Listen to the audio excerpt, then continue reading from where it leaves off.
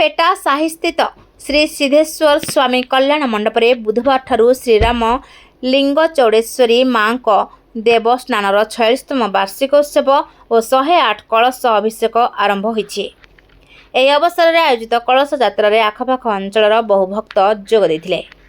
23 ତାରିଖ କଳସ ଯାତ୍ରା ପରେ 24ରେ ନିଜ ରୂପ ଦର୍ଶନ, ଦେବୀ ହୋମ, 25 ତାରିଖରେ ସାମୂହିକ କୁଙ୍କୁମ ପୂଜା ଆରତୀ, 26ରେ ରୁଦ୍ରାଭିଷେକ, ଶିବ ପୂଜା ଓ ପ୍ରସାଦ ସେବନ, 27 ତାରିଖ ସକାଳ 10ଟାରେ ମାଙ୍କ ନଗର ପରିକ୍ରମା ସହ ଉଦ୍ଯାପନ ହେବାର କାର୍ଯ୍ୟକ୍ରମ ରହିଛି ବୋଲି ଶ୍ରୀ ସିद्धେଶ୍ୱର ସ୍ୱାମୀ କଲ୍ୟାଣ ମଣ୍ଡପ ସଭାପତି ଟି ଗୋପୀ କହିଛନ୍ତି।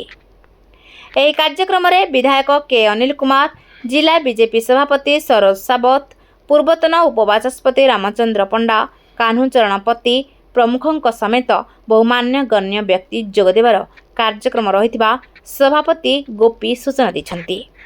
କାର୍ଯ୍ୟକ୍ରମ ପରିଚାଳନାରେ କର୍ପୋରେଟର ଟି କିଶୋର, ଜେ ଦେବଦାସ, କେ ଜଗନ୍ନାଥମ୍, ଏ ଶେଖର, ଏ ନନ୍ଦରାଜୁ, ଏନ୍ ଗୀତା, ଏନ୍ ପଦ୍ମଜା, ଏ ଭି ରାମାରାଓଙ୍କ ସମେତ ସମସ୍ତ କମିଟିର କର୍ମକର୍ତ୍ତା ସହଯୋଗ କରୁଛନ୍ତି।